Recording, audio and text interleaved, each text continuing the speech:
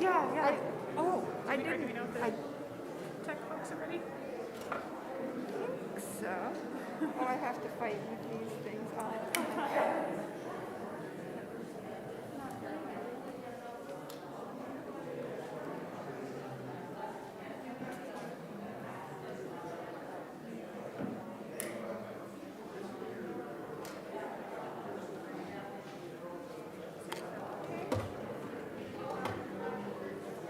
And the choir's going to sing live. They are, yeah. I don't have to ask you how long you have. Because once I didn't put it through it, it sounds like it's coming to a bit. And then I stood up and It'll be obvious, though. yes, that'll be. So, are we good? We're good to go? Eric? We are? We're good? Okay.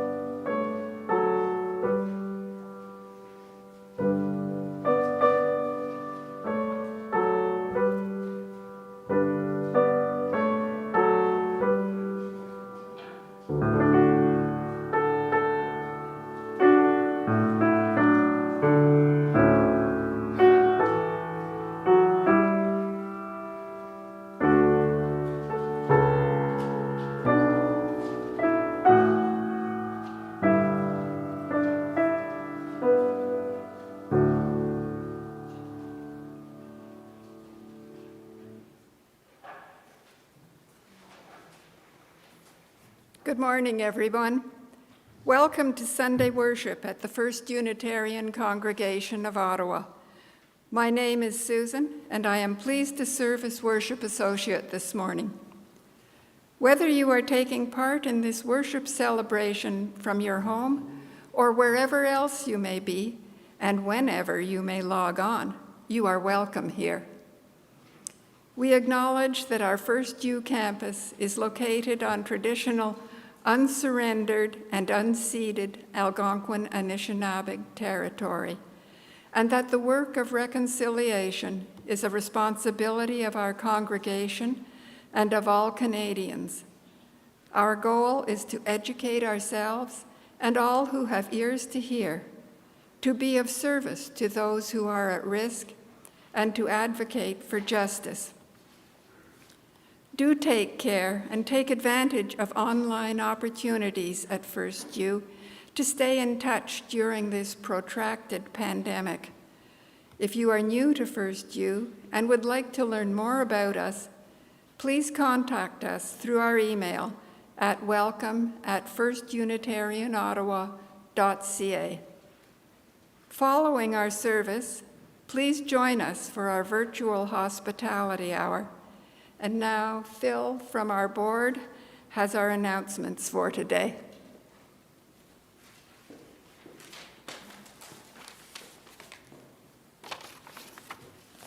Thank you. There are two announcements from the board and one from the Environmental Action Group. First, if you're a leader, or if you feel like a leader, be sure to attend FirstU's Leadership Council on Tuesday, April 5th at 7 p.m. on Zoom. The theme will be about learning how to promote your team or your team's activity to effectively entice new participants.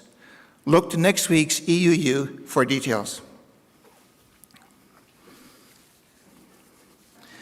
The other day, I passed somebody on the street whom I thought was from the church, but he was dressed like this, so I couldn't be sure. I know, I thought, I look in the new photo directory. But that won't work. There are only 50-some people in the directory. Don't forget to sign up for FirstU's new online photo directory. If you sign up before Friday, April the 1st, you will be eligible for a wonderful prize. You can email Bob Armstrong at photodirectory@firstunitarianottawa.ca to get expert help and to find out what the prize is. Details are in this week's EUU. And now, before the environmental action announcement, a photo break.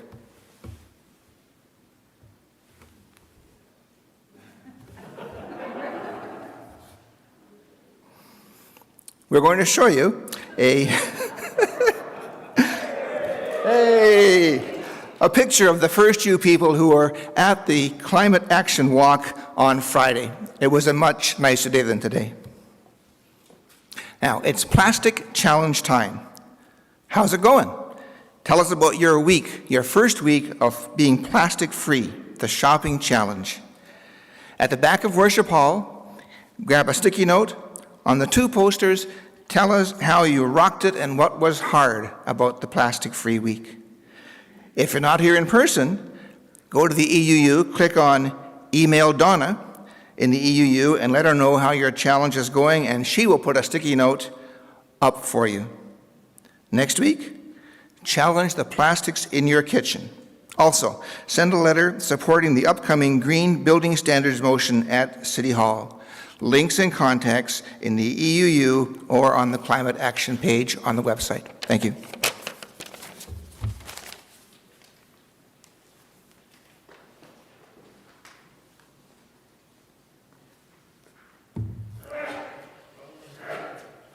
Thank you, Phil. During the continuing pandemic, we encourage you all to sign up to receive the EUU, our weekly email newsletter, and to check our Facebook and Instagram pages, as well as our web pages for notices and updates. Our calendar continues to be as full as ever, although much of it is online. Whatever your heritage, whatever your faith, whomever you love, and however you identify, today you are a part of our spiritual community.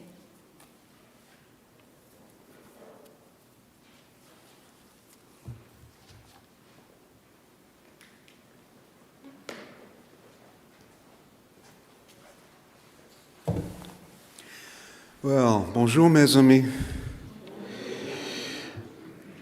Let's get to my notes here.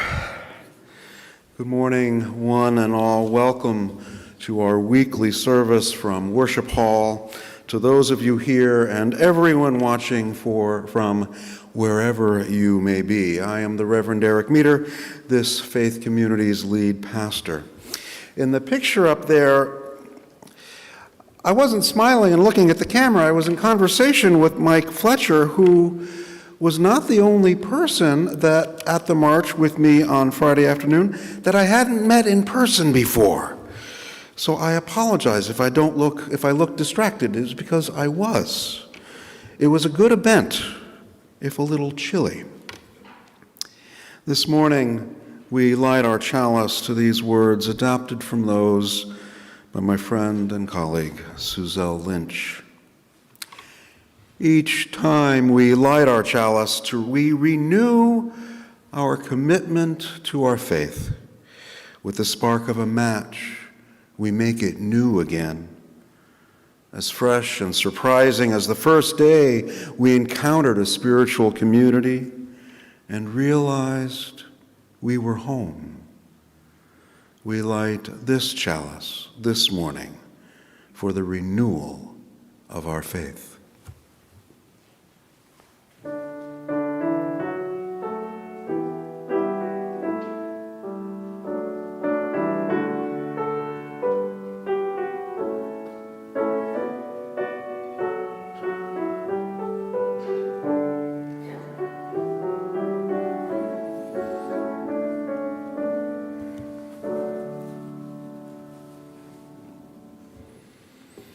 Thank you, Jen.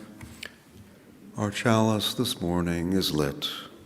And now our opening song, When I Am Frightened.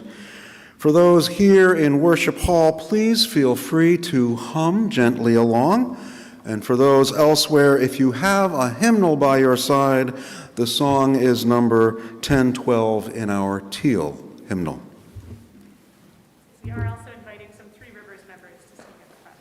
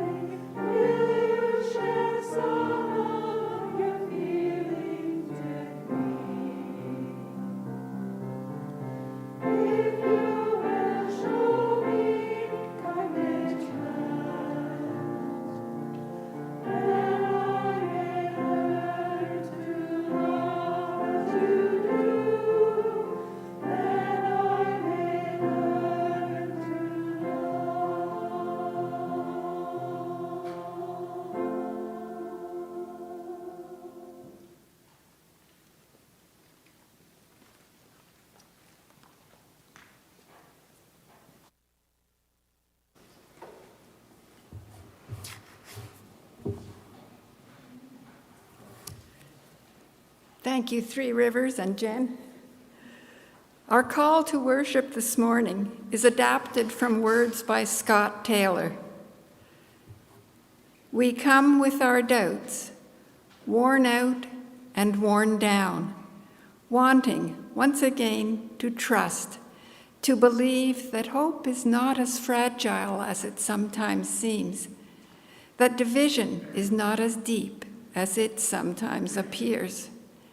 And so we light this flame as an act of faith, a reminder, a redeclaration, a rekindling of the trust that darkness can't ever shut out the light, that kindness is more powerful than we know, that humility and accountability allow us to change, that together we can most certainly bend the arc of this beautiful universe toward justice.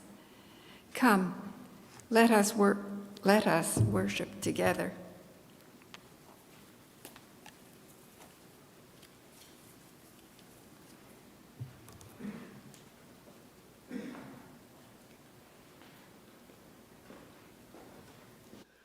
I'm Reverend Ellen Bell. I am the spiritual care visitor for this congregation. At this time in the service, we acknowledge people's personal joys and sorrows. We do this by placing stones in water and allowing the thoughts to migrate into the universe where they can be celebrated or commiserated with. I have a stone of celebration from Marie, who I've just lost. I want to use her words here. She's celebrating and deeply grateful that I am officially in remission. That is from Marie. Another stone, this of sorrow for the Emans family. Doug Eamons' son, Philip, has died.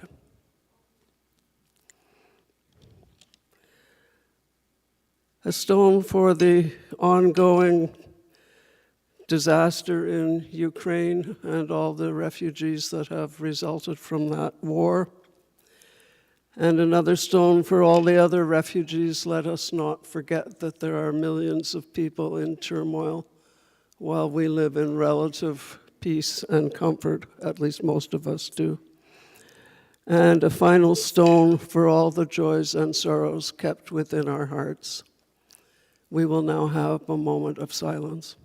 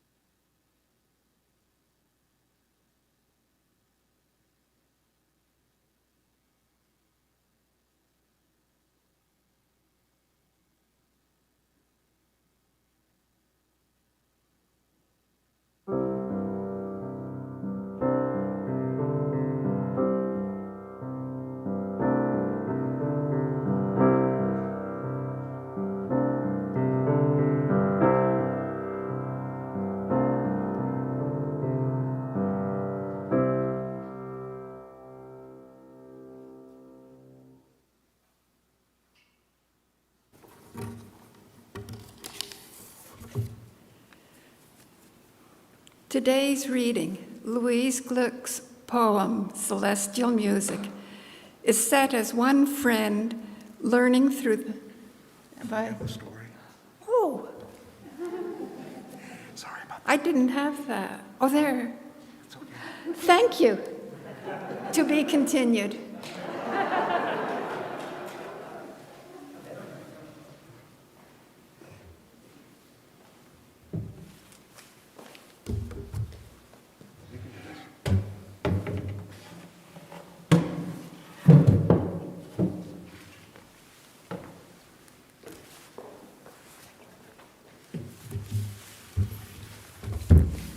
Hi. I'm going to be reading a story called Granddad's Prayer of the Earth by Douglas Wood, illustrated by P.J. Lynch. Prayer of the Earth by Douglas Wood, illustrated. Okay. Sorry. When I was little, my granddad was my best friend. Being with him always made the world seem just right. Granddad and I liked to go for walks in the woods together. We didn't walk very far, or very fast, or very straight. While we walked, I would ask him questions about things I wasn't sure of. Why is it, Granddad? I would ask. And what if? And does it ever? One day I asked my granddad about prayers. For a long time, Granddad was quiet. He didn't say anything until we came to the tallest tree in the forest, and then he answered with the question, "Did you know, boy," he whispered, "that tree prays?" I listened closely, but I couldn't hear them. See how they reach for the sky," he said. "They reach and reach for clouds and sun and moon and stars, and what else is reaching for heaven but a prayer?" I thought about the trees and kept listening for them. and while I thought, I sat down on an old mossy rock. Rocks pray too, and said Granddad. Pebbles and boulders and old weathered hills, they are still and silent, and those are two important ways to pray. I thought hard about the rocks. I picked up a pebble and stuck it in my pocket. We walked a little farther and came to a small stream. The water splashed and sparkled, and tiny fish hovered in the shadows. Do streams pray too, Granddad? I asked. Streams pray too, he answered, and lakes and rivers and waters of all kinds. Sometimes they pray silently like the rocks. They lie still and calm, reflecting clouds or birds or sunsets or the first evening star. Sometimes they pray with movement flowing across the face of earth, giving themselves to the ocean, giving themselves to the sky, and beginning their journey all over again. Sometimes waters pray with laughter, chuckling to their friends, the rock, and sometimes they pray by dancing, leaping into the air, and falling back again. These are all ways to pray, said Granddad, but there are more.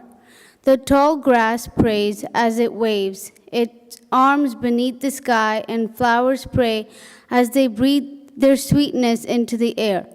The wind prays as it whispers and moans and sighs. It is saying a prayer and singing a hymn at the same time. A bird prays when it sings the first song of the morning, and it prays in that silent moment just before it sings. And the robin's last song at sundown is an evening prayer. All the beings of the world pray, said my Granddad, as they slip through the forest or sparkle in the water, as they climb mountainsides or soar into the clouds or burrow into the earth. Each living thing gives its life to the beauty of all life, and that gift is its prayer. Then we were quiet. My Granddad and I, he was watching something far away, and I was thinking about all he had said, about rocks and trees and grass and birds and flowers. Finally, I asked him to tell me about the prayers of people. Granddad smiled and ruffled my hair. People pray some of the most wonderful prayers of all, he said. Bending down to smell a flower can be a prayer, said my Granddad. Quietly watching the sunrise, feeling the slow turning of the earth, and saying hello to a new day is one of the oldest prayers. Standing in a snowy woods on a winter day and watching your breath become part of the breath of the world is a way to pray. Making music or painting a picture can be a prayer. Holding hands around the table with family and friends, remembering all that holds us together and giving thanks is one of the greatest prayers. Sometimes, said Granddad, people pray when they are sad or sick or lonely, or have a problem too big to carry by themselves. They may say words they have learned from their fathers or mothers or granddads or great-grandmothers, but often they must find their own words. The important thing to remember is that the words will always be right if they are real and true and come from the heart. We had walked for far enough, and Granddad said it was time to go back. But I had one last question. Are our prayers answered, Granddad? I asked. Granddad smiled. Most of prayers are not really questions, he said. And if we listen very closely, a prayer is often its own answer. Like the trees and winds and waters, we pray because we are here, not to change the world, but to change ourselves. Because it is when we change ourselves that the world is changed. My Granddad and I went for many walks after that one, and I often listened for the prayers of the tree, of the earth, but was never sure I heard them. Then one day, my granddad was gone, and no matter how hard I prayed, he didn't come back. He couldn't come back. I prayed and prayed and prayed until I couldn't pray anymore. And so I didn't for a long time. And the world seemed dark and lonely, and without my granddad in it. The end. Thank you.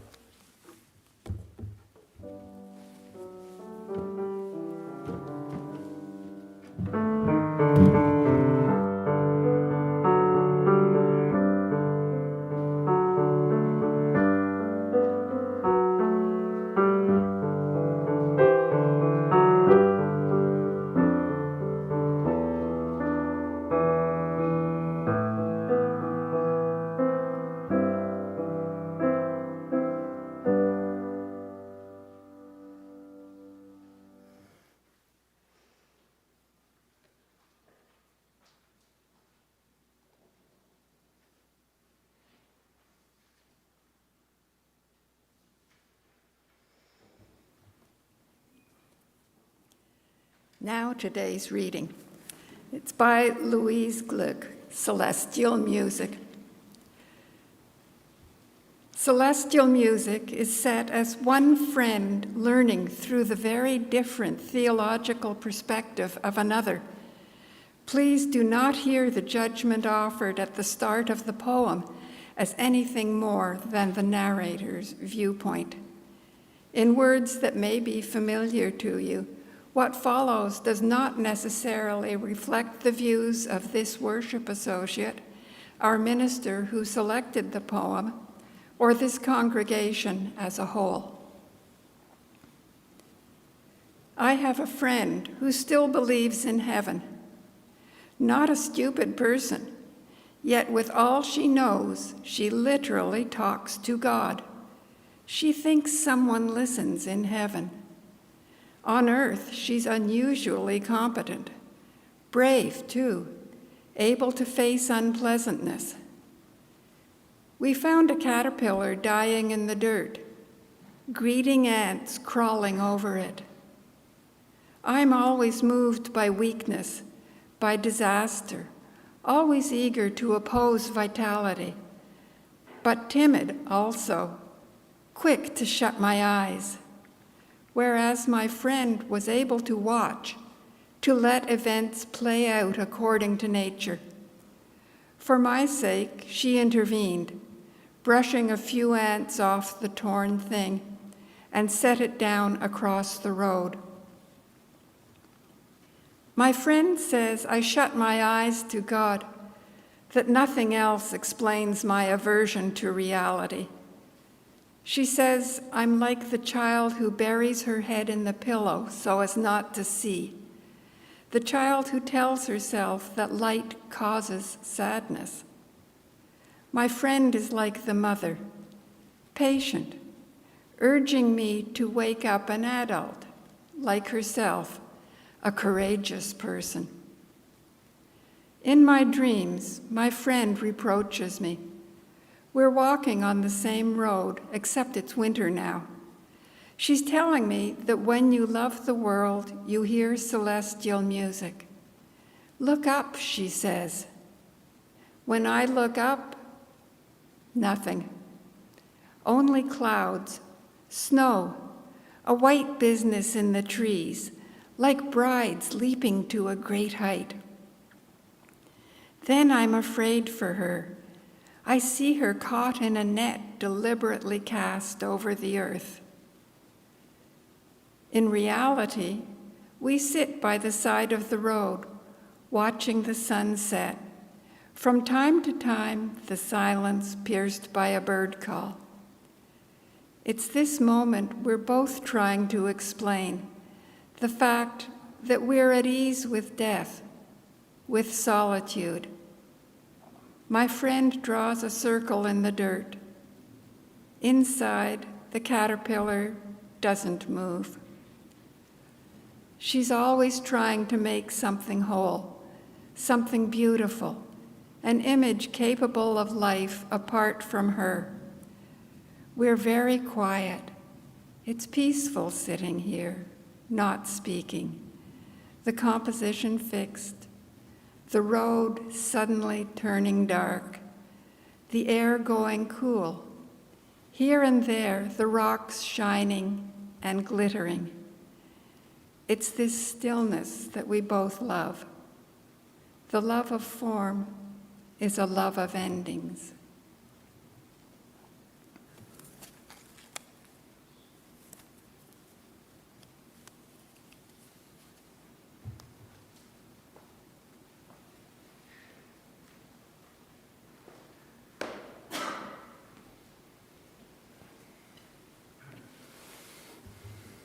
Excuse me.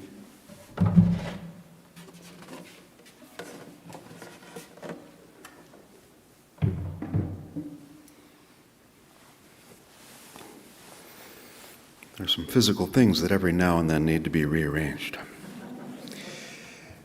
We live our lives amid a swirling vortex of expressions, don't we?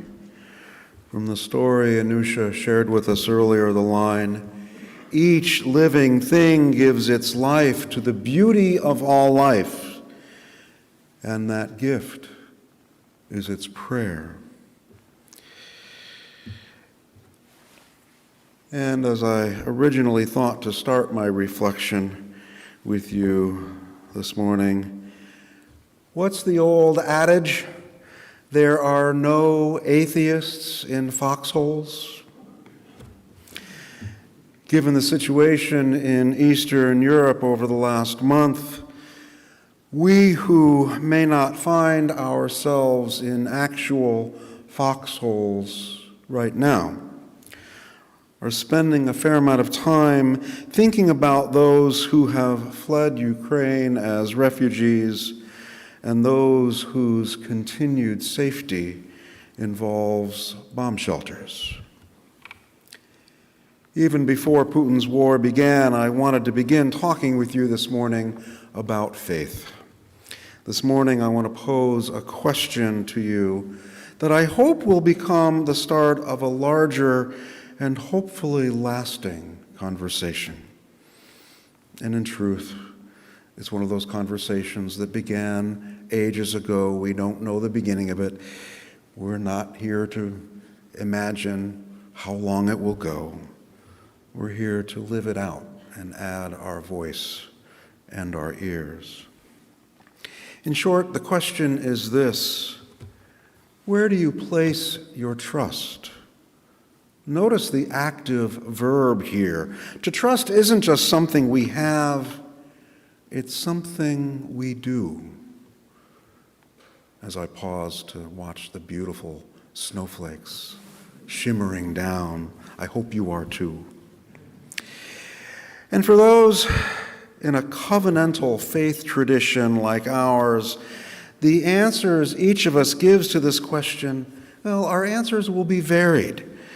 Not being a creedal faith tradition in which belonging is determined by agreement with a stated and printed profession of belief, we bring our own creativity, expressions, and viewpoints to the table. We come to our community of faith as individuals seeking not like-minded people, but those also interested in learning from one another. Our understanding is that, to borrow a phrase from James Luther Adams, revelation is not sealed. We see it as open, finding new ways to express itself, new truths to be unveiled. But a longer reflection on our living tradition will come next week. Today, the question: what is the core and the foundation of each of our faiths? It's not going to be the same from person to person. 2 weeks ago, I'm looking at him now, our own Alex Campbell spoke of his hope that we take our combined, our communal faith more seriously. Last week, one of our readings was from another religious leader in our faith tradition who stated she wasn't sure that Unitarian Universalism offered a comprehensive faith. As it happened, Alex was the worship associate that morning. He continued in his vague vein, talking about the varieties and importance of faith. As Alex offered the reading last week, the thought came to me, oh, Eric, this is a good one. We're going to have to come back to that, and soon. I didn't think it would be this soon, but here it is. Once again, here are the words of Victoria Safford. A child in our Sunday school was overheard to say about his church, I don't know the name of it, but where we go, we're really interested in trees. All of us believe in trees. His mother called us shortly afterward to report on this unusual confession of the faith and to see whether we thought it was time to supplement the boy's understanding with a more comprehensive Unitarian Universalist theology. Safford continues, I don't know if there is a more comprehensive Unitarian Universalist theology. All of us believe in trees, those. Like my young comrade, that little Buddha, I've always been very interested in trees, meaning I have always, as far back as I can remember, had a spiritual orientation that unfolds itself, reveals itself outside and inside, and cannot be contained within any single creed or book or building or tradition, and it cannot respond and never has to small-minded I can't say that word today. I know how to pronounce it. Anthropocentric, you know what I mean, gods. In beards or turbans or suits and ties, these deities who are larger than life, but smaller than soul. They have never spoken to me in words that I can understand. Even as a young girl singing, Jesus loves me, this I know, for the Bible tells me so. I remember thinking, maybe there is a Jesus, and maybe there is an embracing love, immortal, invisible, radiating through the cosmos, touching even me. But if there is, it cannot be because the Bible tells me so. It must be deeper, older, wider, wilder, more reliable than that. I remember wanting those sky gods to rise up from their thrones and become little birds, flying up beyond the sky to fix themselves as stars, or fluttering down to earth, spilling down as drops of rain, splashing on my hand, even as the snowdrops have lessened. Even as a child, I knew, and perhaps most clearly then, a throne is no place for a God. Which is not to say that I was deaf, for I was not to all the stories, songs, and psalms, the mysteries and ethical teachings out of all of those traditions of the West and of the East, which do speak to my heart and open it continuously, including absolutely Jesus and the radical love, agape, at the core of Christian mysticism. Absolutely. And why not? But for me, these are just windows through which we can gaze upon and sometimes apprehend the sacred. They are not the thing itself.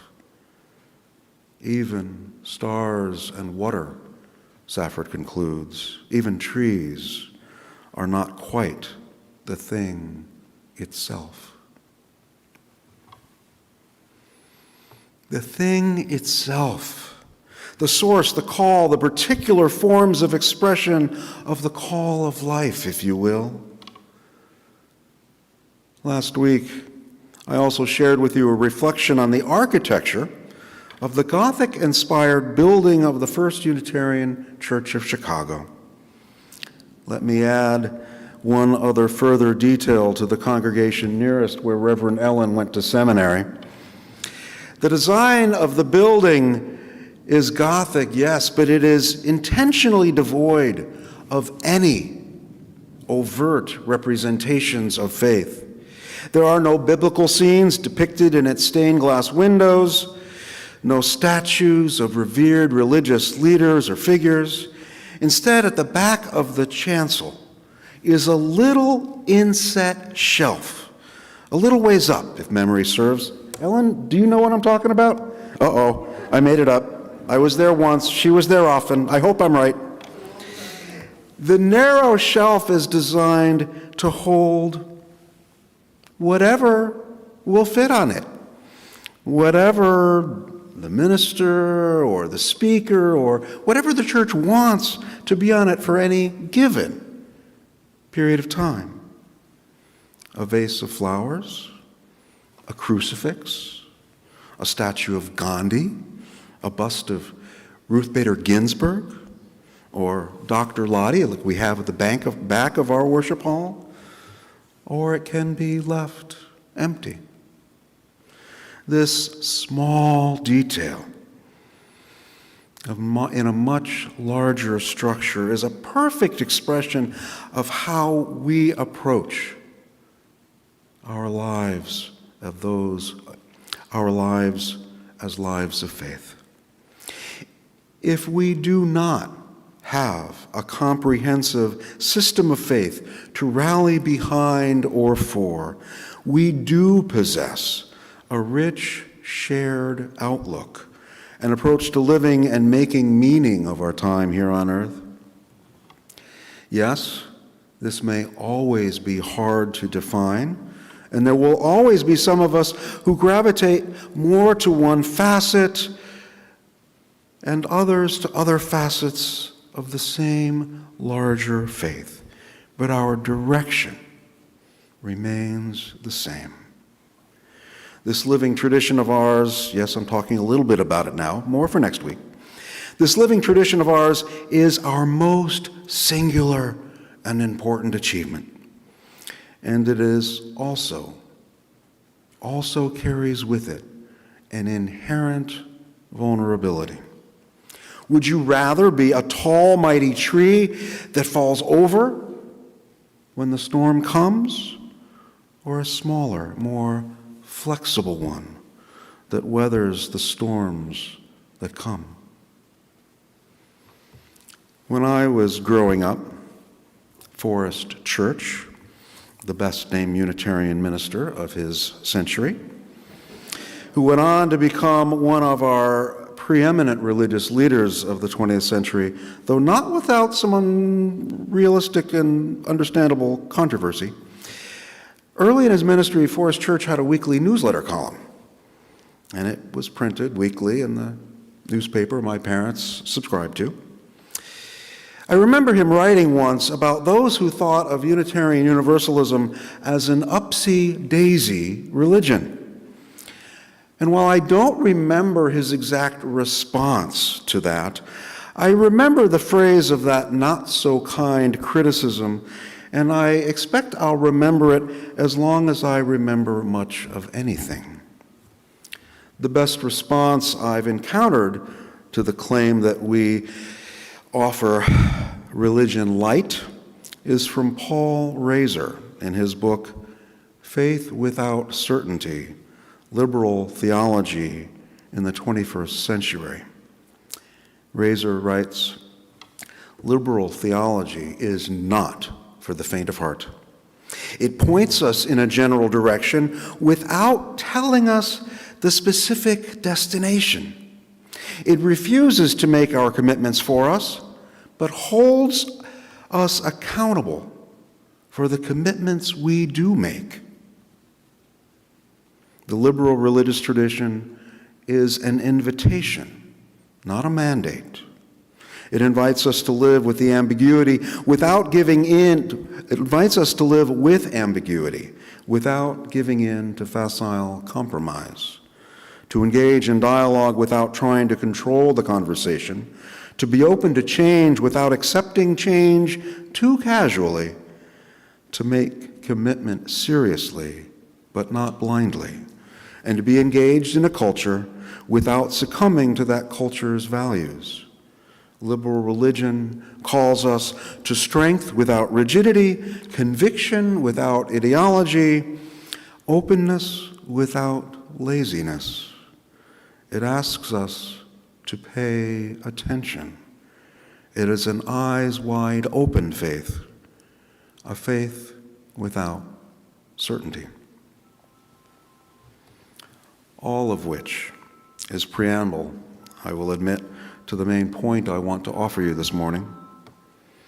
As someone born into, not me this time, as someone born into Unitarian Universalism, I've long had to keep my trusty theological translation cap handy. Phil had his theological translation toque on earlier. It was great to see.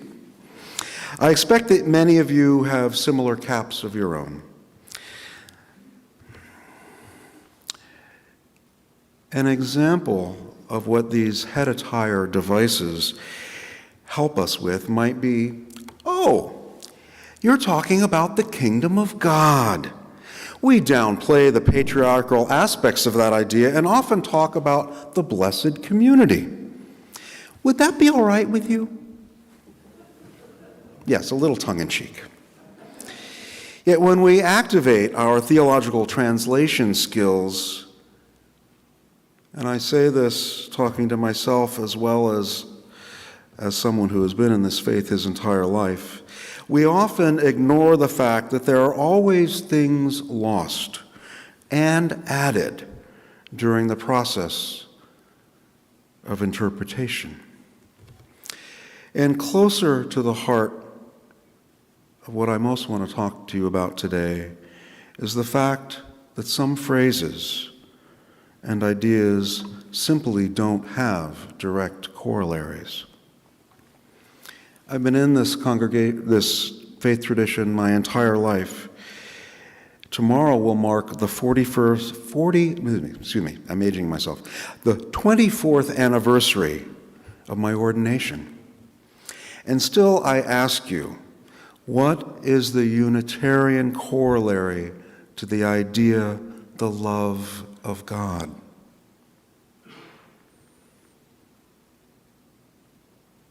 I don't think there is a clear one.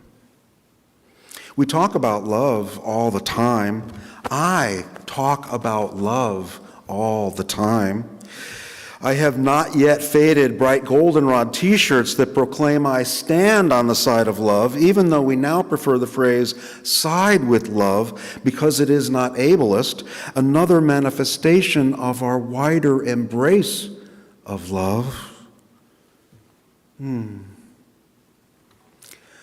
One of the most memorable conversations of my adult life took place on an early autumn afternoon on a bus stop bench.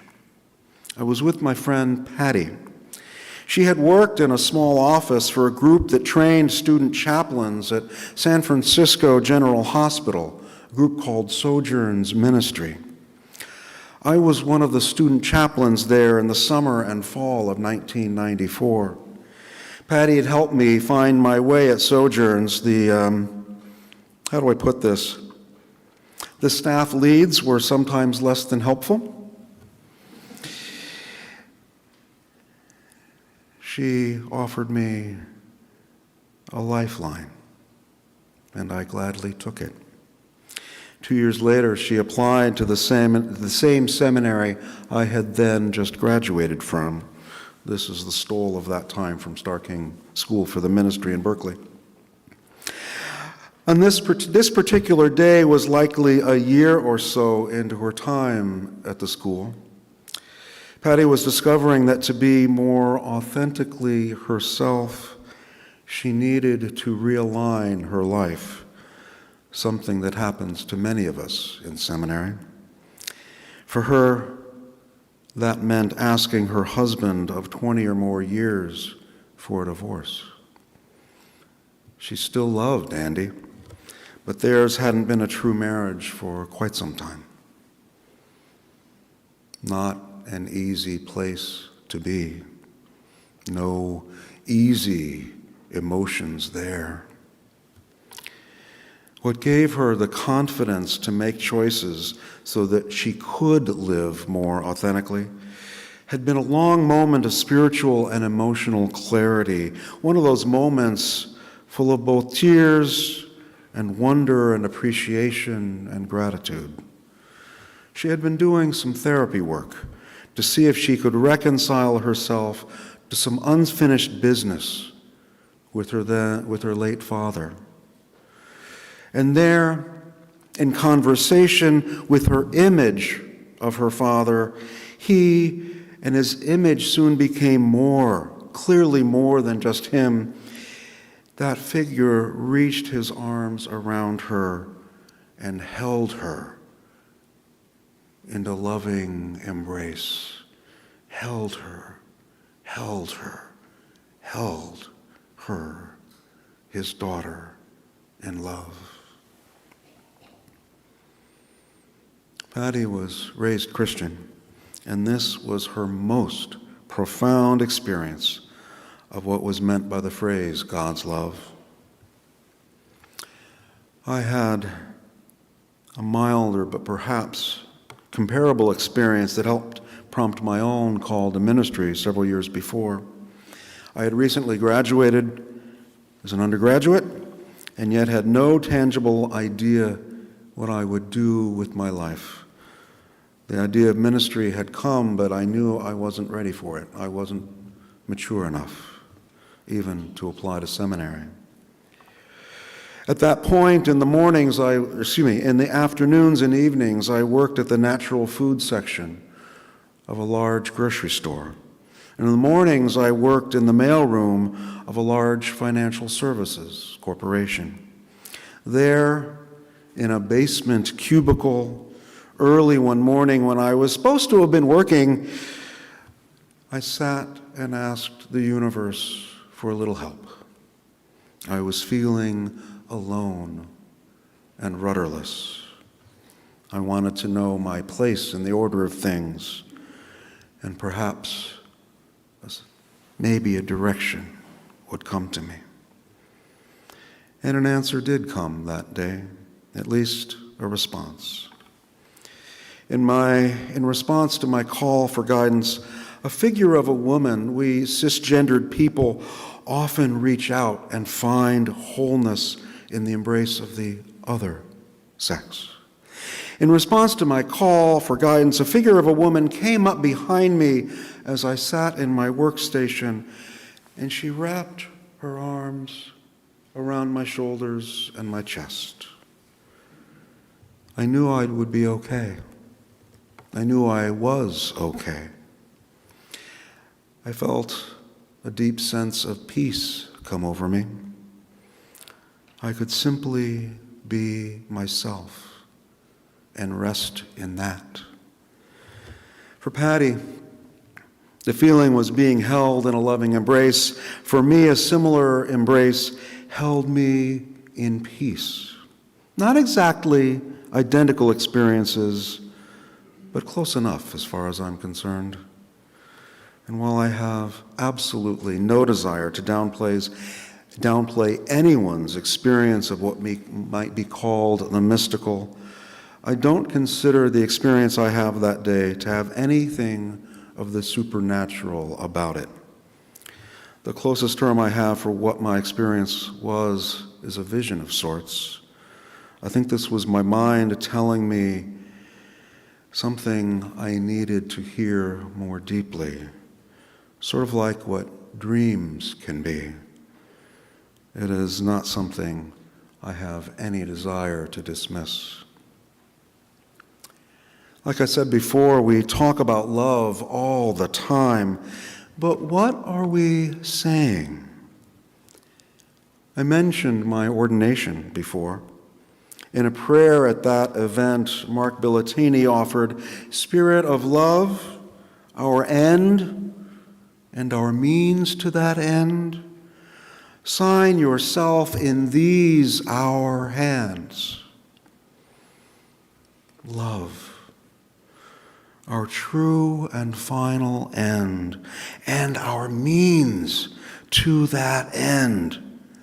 I love that understanding. That's my faith in a nutshell. And yet, that language is rather abstract. When I'm down, those words may not comfort me. How we express our faith matters. I remember being in seminary when what was then a once every decade gathering of ministers in our tradition was held in Heart Spring, Arkansas. It must have been in February or maybe early March. The fullness of spring had not arrived there. We seemed to be the only group in town. The trees, like here, the non-deciduous trees, were barren. There were only a couple dozen of us in the hotel, large hotel, a bit of a walk from the conference site. Each morning, my roommate and I had breakfast in a dining room at least as large as this worship space. And each morning, only a few tables there were occupied. Each morning, we had the same waitress. On our last morning there, we thanked the woman for taking such good care of us during the week. In return, she asked what we were there for. We told her.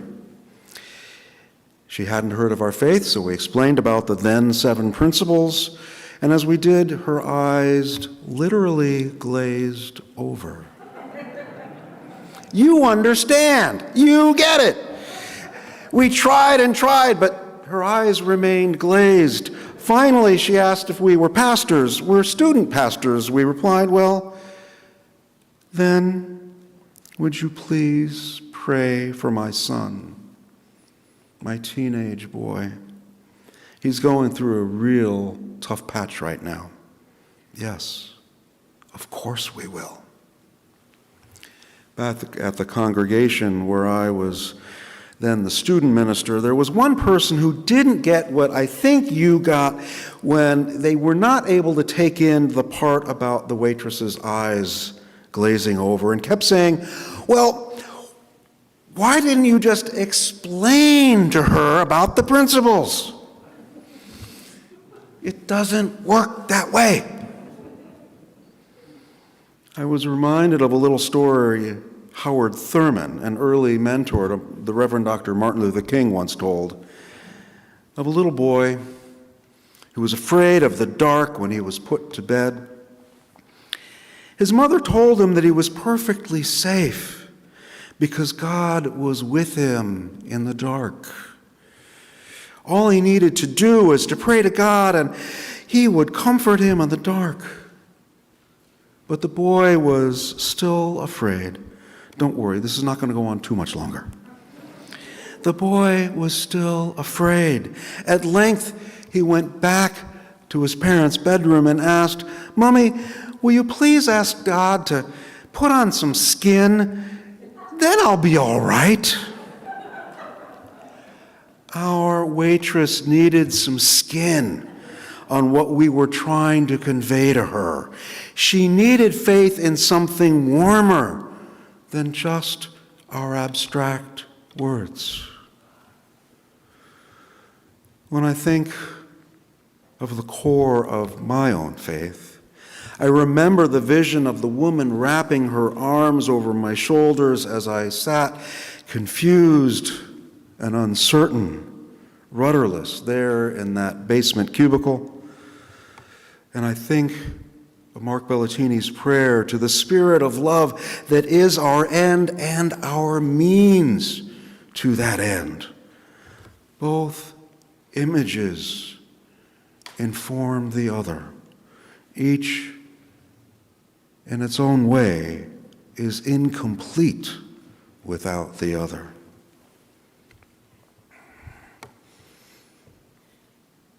That's my answer to the question, what are you held by? In the days, weeks, and months or more to come, I'd like to hear what you find at the center of your faith. In what do you place your trust? And what does it call you, that faith, to do? But don't just share your responses with me. It's not about this. It's about this. Share them. Share what your answers are, your questions are with one another. Let the fabric of this community be enriched by opening up to one another the foundation of what holds us and calls us forward. May it be so. Amen.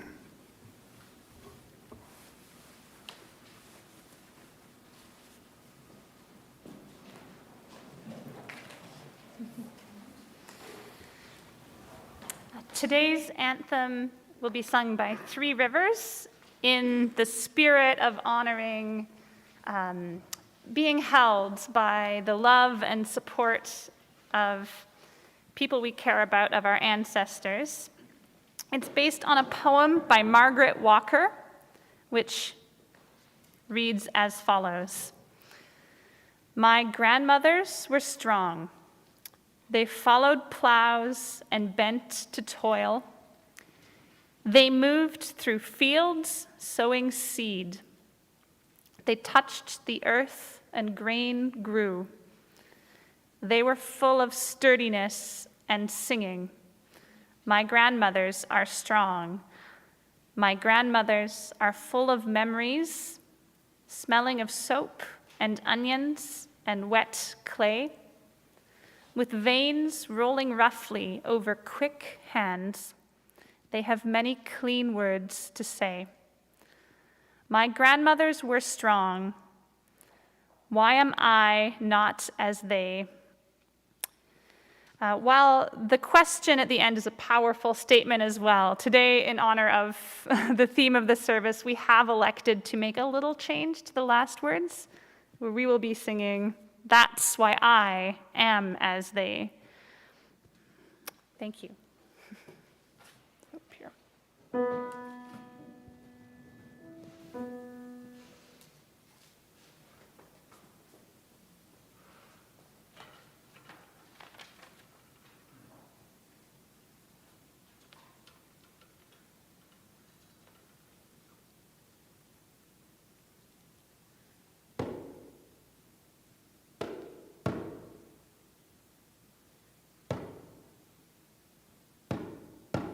My grandmother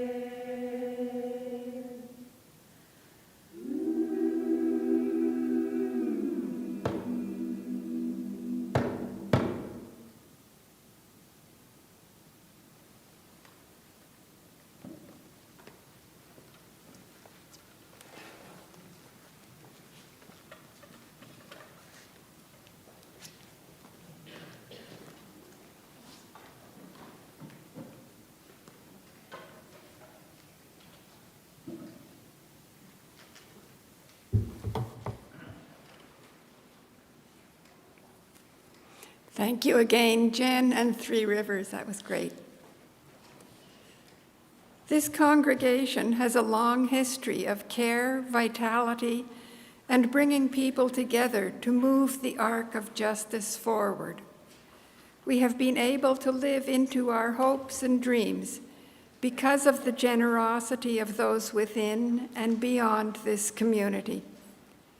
To make a gift, excuse me, in support of this congregation,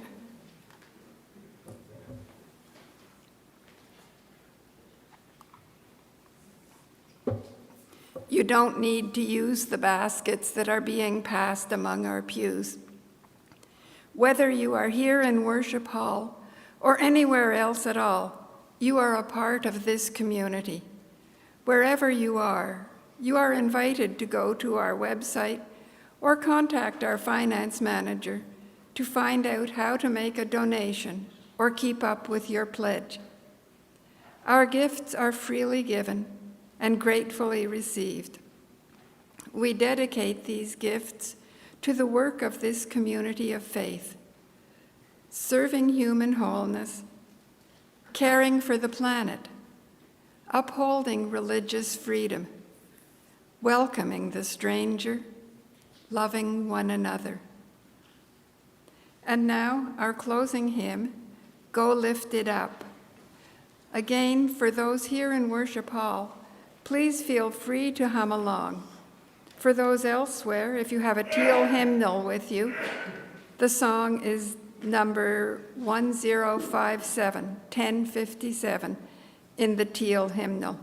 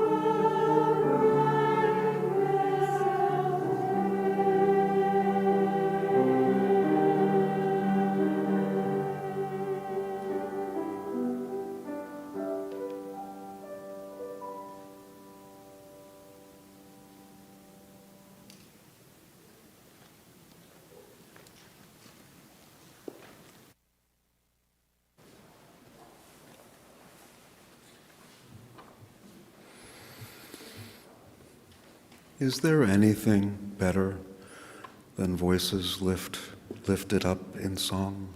Thank you. Before we begin to close now this time of worship and reflection, a reminder that our online hospitality hour will begin at 11:30. And to move us into the moment when we extinguish our chalice, this poem titled What to Do in the Darkness by Marilyn, Chandler, Mcintyre. Go slowly. Consent to it, but don't wallow in it.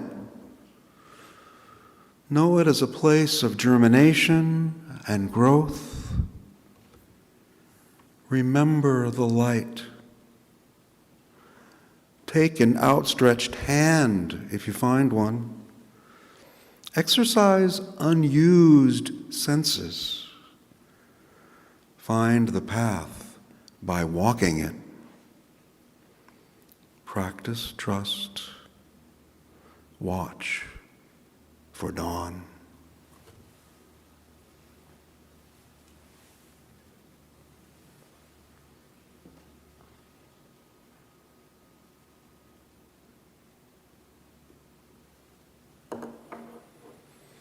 This morning's chalice is extinguished, but our connections and our faith remain. With that said, Jen, will you bless us once more?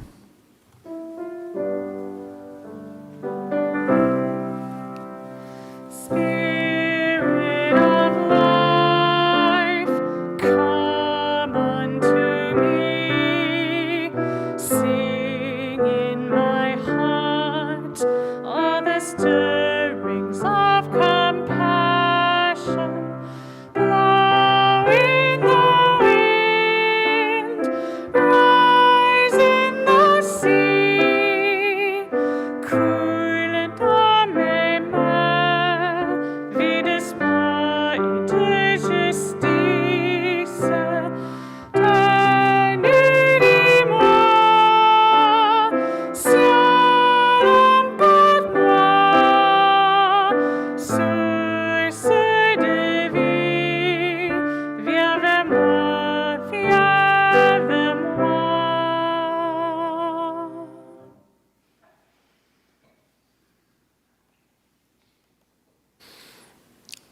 If you would raise your hands, you can hold the hand of those in your bubble, or raise your hands outstretched to bubbles beyond even this space. Mes amis, my friends, go in peace. Go in love. Go enjoy. The sun is poking its way through. Spring will come, and we have gifts to share with the world. Be well, one and all.